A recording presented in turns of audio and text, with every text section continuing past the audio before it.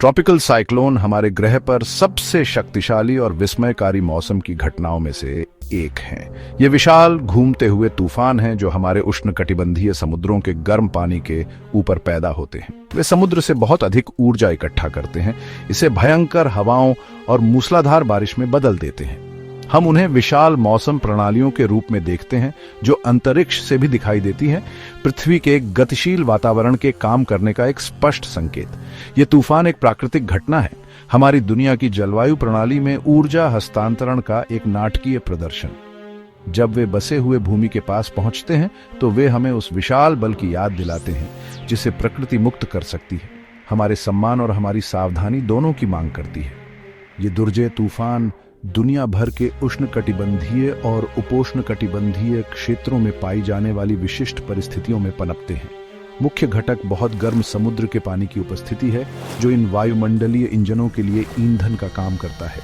जैसे ही भूमध्य रेखीय बेल्ट पर सूरज चमकता है, समुद्र की सतह की परतें भारी मात्रा में सौर ऊर्जा को अवशोषित करती हैं। यह संग्रहित ऊष्मा इन मौसम प्रणालियों के लिए अपना जीवन चक्र शुरू करने के लिए एकदम सही प्रजनन स्थल प्रदान करती है। इन धूप से सराबोर पानी में ही एक चक्रवात की यात्रा शुरू होती है जो हमारे महासागरों और वायुमंडल के परस्पर संबंध का प्रमाण है, जो इन शानदार और अक्सर खतरनाक घटनाओं का निर्माण करती है। जबकि वे एक सामान्य उत्पत्ति और संरचना साझा करते हैं, दुनिया के विभिन्न हिस्सों में इन शक्तिशाली मौसम प्रणालियों को अलग अलग नामों से जाना जाता है। अटलांटिक महासागर और उत्तर पूर्वी प्रशांत महासागर में उन्हें तूफान कहा जाता है, एक ऐसा नाम जो अपार शक्ति की छवियों को उद्घाटित करता है। उत्तर पश्चिमी प्रशांत महासागर में, विशेष रूप से पूर्वी एशिया में, उन्हें टाइफून के रूप में जाना जाता है, एक और शब्द जो तीव्र तूफानों का पर्याय है। और दक्षिण प्रशांत और हिंद महासागर में उन्हें केवल चक्रवात के रूप में जाना जाता है। नामकरण में इन क्षेत्रीय अंतरों के बावजूद इन तूफानों की मूल प्रकृति एक ही रहती है। कम दबाव वाले केंद्र के साथ बादलों और गरज के साथ एक शक्तिशाली घूर्णन प्रणाली। एक उष्णकटिबंधीय चक्रवात के भीतर निहित विशाल शक्ति को पूरी तरह से समझना मुश्किल है। वे सैकड़ों किलोमीटर व्यास में फैल सकते हैं। हवाएं इतनी तेज होती हैं कि पुराने पेड़ों को उखाड़ सकती हैं और मानव संरचनाओं को व्यापक रूप से नष्ट कर सकती हैं। एक परिपक्व चक्रवात द्वारा एक ही दिन में जारी ऊर्जा हजारों परमाणु बमों के बराबर हो सकती है। यह कच्ची अदम्य ऊर्जा हमारे ग्रह के उष्णकटिबंधीय क्षेत्रों से ध्रुवों की ओर गर्मी के पुनर्वितरण के तरीके का एक मूलभूत हिस्सा है। इन शानदार फिर भी खतरनाक घटनाओं को देखने से हमें उन ताकतों की गहरी समझ मिलती है जो हमारी दुनिया और उसकी जलवायु के नाजुक संतुलन को आकार देती है। एक उष्णकटिबंधीय चक्रवात का जन्म एक जटिल प्रक्रिया है जिसके लिए वायुमंडलीय और समुद्री परिस्थितियों के सटीक संयोजन की आवश्यकता होती है। सबसे पहले समुद्र का पानी असाधारण रूप से गर्म होना चाहिए, आमतौर पर कम से कम 26.5 डिग्री सेल्सियस या लगभग 80 डिग्री फ़ारेनहाइट। इस गर्मी को सतह से लगभग 50 मीटर नीचे एक महत्वपूर्ण गहराई तक फैलने की आवश्यकता है। गर्म पानी का यह विशाल भंडार तूफान के विकास को बढ़ावा देने के लिए आवश्यक गर्मी और नमी प्रदान करता है। इस समुद्री गर्मी के बिना वायुमंडलीय अशांति बस उस ऊर्जा को इकट्ठा नहीं कर सकती है जिसकी उसे एक दुर्जय चक्रवात में विकसित होने की आवश्यकता होती है, जो उनके गठन में समुद्र की महत्वपूर्ण भूमिका को उजागर करता है।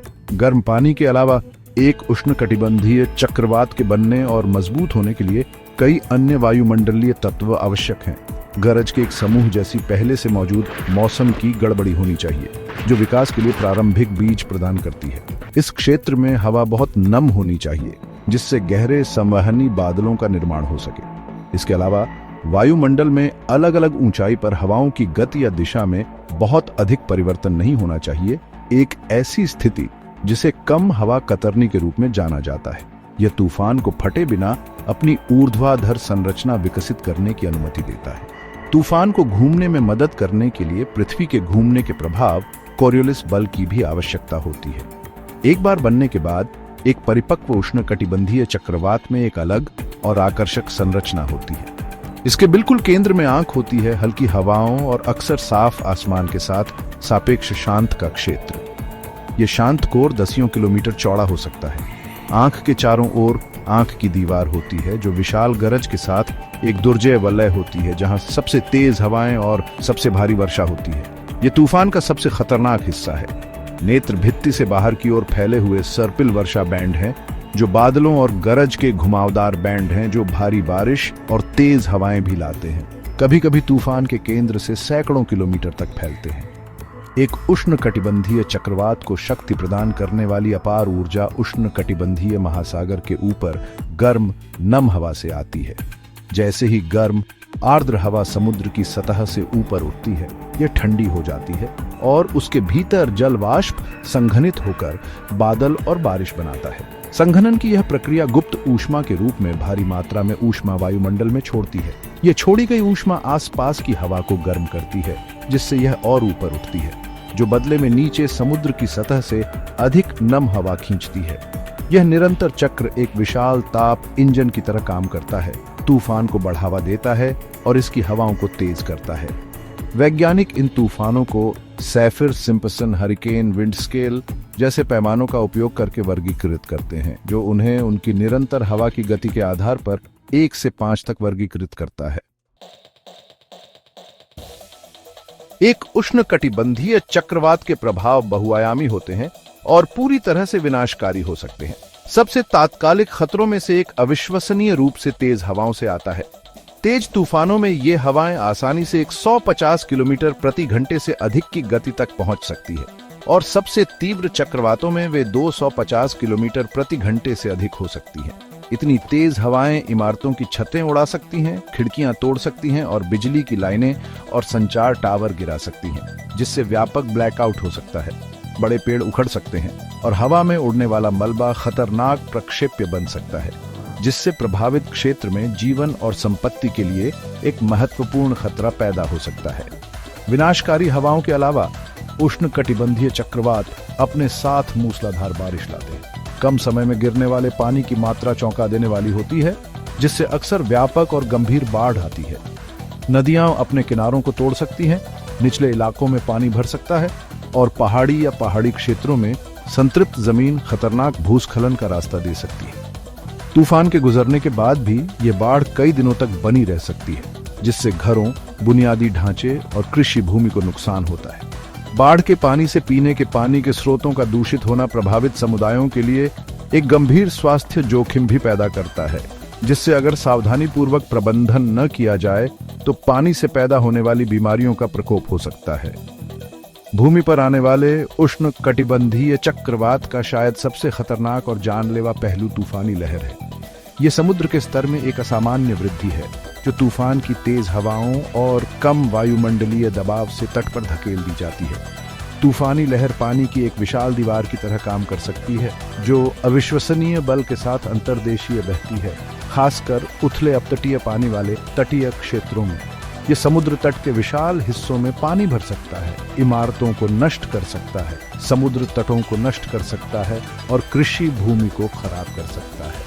तूफानी लहर और उच्च ज्वार का संयोजन विशेष रूप से विनाशकारी हो सकता है, जिससे तटीय बाढ़ का उच्चतम स्तर और जीवन का सबसे बड़ा नुकसान हो सकता है।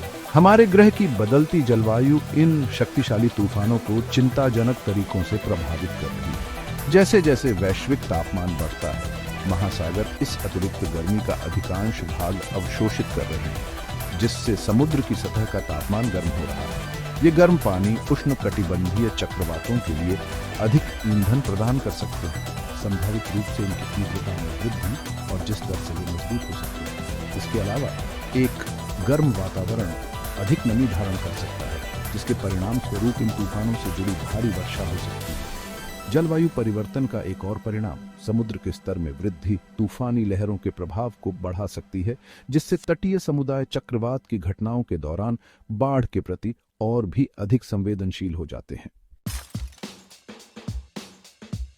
भाग 4, एक केस स्टडी चक्रवात अम्फान का प्रकोप। उष्णकटिबंधीय चक्रवात का एक विशेष रूप से शक्तिशाली और विनाशकारी उदाहरण चक्रवात अम्फान था, जिसने मई 2020 में बंगाल की खाड़ी में हमला किया था। यह तूफान कम दबाव वाले क्षेत्र से उत्पन्न हुआ, जिसने धीरे धीरे दक्षिणी बंगाल की खाड़ी के गर्म पानी के ऊपर खुद को व्यवस्थित किया। उल्लेखनीय रूप से कम अवधि में यह तेजी से तीव्रीकरण से गुजरा एक चक्रवाती तूफान से एक सुपर साइक्लोनिक तूफान में बदल गया, जो भारतीय मौसम विज्ञान विभाग के पैमाने पर उच्चतम श्रेणी है। ये तेजी से मजबूत होना एक ऐसी विशेषता है जिसका वैज्ञानिक गर्म समुद्र के तापमान के संदर्भ में बारीकी से अध्ययन कर रहे हैं, क्योंकि यह समुदायों को बढ़ते खतरे के लिए तैयार करने के लिए कम समय प्रदान करता है। चक्रवात अम्फान ने मुख्य रूप से पूर्वी भारत, विशेष रूप से पश्चिम बंगाल राज्य और पड़ोसी बांग्लादेश के बड़े हिस्सों में विनाश का मार्ग प्रशस्त किया। घनी आबादी वाला सुंदरबन मैंग्रोव वन, यूनेस्को की विश्व धरोहर स्थल जो दोनों देशों में फैला हुआ है, सीधे इसके रास्ते में पड़ा। भारत में ओडिशा के तटीय जिलों ने भी महत्वपूर्ण प्रभावों का अनुभव किया।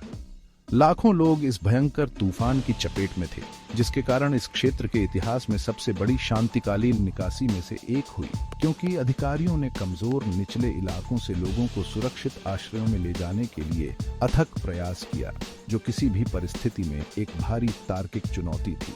तकनीकी रूप से चक्रवात अम्फान लगभग 240 किलोमीटर प्रति घंटे की अनुमानित निरंतर हवा की गति के साथ अपनी चरम तीव्रता पर पहुंच गया, और भी अधिक तेज हवाओं के साथ इसे सैफिर सिम्पसन पैमाने पर एक मजबूत श्रेणी 5 तूफान के बराबर बना दिया। जबकि लैंडफॉल बनाने से पहले यह थोड़ा कमजोर हो गया, फिर भी यह तट पर एक बहुत ही गंभीर चक्रवाती तूफान के रूप में टकराया, जिसमें हवाएं इतनी तेज थीं कि व्यापक और विनाशकारी क्षति हो सकती थी। इसके विशाल आकार का मतलब था कि इसका विनाशकारी प्रभाव बहुत व्यापक क्षेत्र में महसूस किया गया, जिससे तटीय क्षेत्रों में तूफान बल वाली हवाएं, मूसलाधार बारिश और विनाशकारी तूफानी लहरें आईं। चक्रवात अम्फान के प्रभाव दुखद और दूरगामी थे। मानव जीवन का एक महत्वपूर्ण नुकसान हुआ, हालांकि शुक्र है कि शुरुआती चेतावनियों और बड़े पैमाने पर निकासी ने कई लोगों को बचा लिया। हजारों घर नष्ट हो गए या गंभीर रूप से क्षतिग्रस्त हो गए, जिससे अनगिनत परिवार बेघर हो गए। तूफानी लहर ने कृषि भूमि के विशाल क्षेत्रों को खारे पानी से भर दिया, जिससे यह आने वाले वर्षों के लिए बंजर हो गया और आजीविका तबाह हो गई। बिजली ग्रिड, संचार नेटवर्क, सड़कों और तटबंधों सहित महत्वपूर्ण बुनियादी ढांचे को व्यापक नुकसान हुआ, जिससे राहत प्रयास बाधित हुए और पुनर्प्राप्ति प्रक्रिया धीमी हो गई। सुंदरबन को पारिस्थितिक क्षति भी बहुत बड़ी थी, जिससे इसकी अनूठी जैव विविधता प्रभावित हुई। भाग 5, तूफान का सामना करना, आवश्यक सुरक्षा और तैयारी। जब कोई उष्णकटिबंधीय चक्रवात खतरा पैदा करता है, तो आपकी और आपके प्रियजनों की सुरक्षा सुनिश्चित करने के लिए सूचित रहना अत्यंत महत्वपूर्ण है। मौसम विभागों और स्थानीय अधिकारियों द्वारा जारी आधिकारिक मौसम पूर्वानुमानों और चेतावनियों पर बारीकी से नजर रखना महत्वपूर्ण है।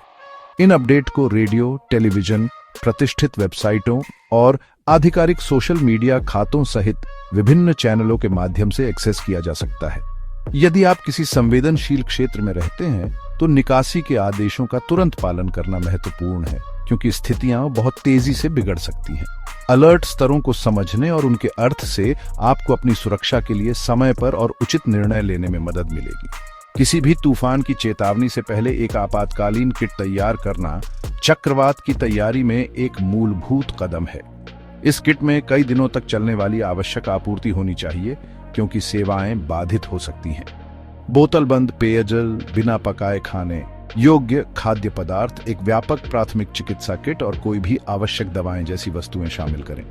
अतिरिक्त बैटरियों वाली टॉर्च, पोर्टेबल रेडियो बैटरियों के साथ भी, और मोबाइल फोन के लिए पूरी तरह से चार्ज किया गया पावर बैंक भी अनिवार्य है। इस किट के अंदर एक वाटरप्रूफ बैग में पहचान पत्र और बीमा पत्र जैसे महत्वपूर्ण दस्तावेज रखें।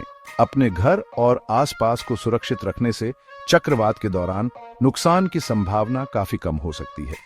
तूफान आने से पहले पेड़ की किसी भी मृत या लटकी हुई शाखाओं को काटने के लिए समय निकालें, जो गिर सकती हैं और आपकी संपत्ति को नुकसान पहुंचा सकती है या पहुंच को अवरुद्ध कर सकती है। अपने घर के आसपास जलभराव और स्थानीयकृत बाढ़ को रोकने में मदद के लिए अपने नाले और नालियां साफ करें। बगीचे के फर्नीचर, उपकरण और कूड़ेदान जैसी किसी भी ढीली बाहरी वस्तुओं को अंदर लाएं या सुरक्षित रूप से बांध दें, क्योंकि ये तेज हवाओं में खतरनाक प्रक्षेप्य बन सकते हैं। यदि आपके घर में शटर हैं, तो सुनिश्चित करें कि वे अच्छे कार्यक्रम में हैं, या अतिरिक्त सुरक्षा के लिए खिड़कियों और कांच के दरवाजों पर चढ़ने पर विचार करें। उष्णकटिबंधीय चक्रवात के गुजरने के दौरान रहने के लिए सबसे सुरक्षित जगह घर के अंदर है, खिड़कियों और दरवाजों से दूर, जो तेज हवाओं या उड़ने वाले मलबे के कारण टूट सकते हैं।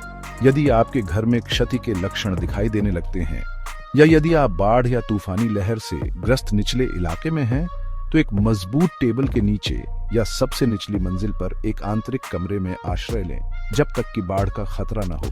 तूफान के गुजरने के बाद बाहर निकलते समय अत्यधिक सावधानी बरतें। गिरी हुई बिजली की तारों से अवगत रहे जो अभी भी चालू हो सकती हैं, कमजोर संरचनाएं जो ढह सकती हैं और दूषित बाढ़ का पानी। सुरक्षा और पुनर्प्राप्ति प्रयासों के बारे में आधिकारिक सलाह सुनते रहे।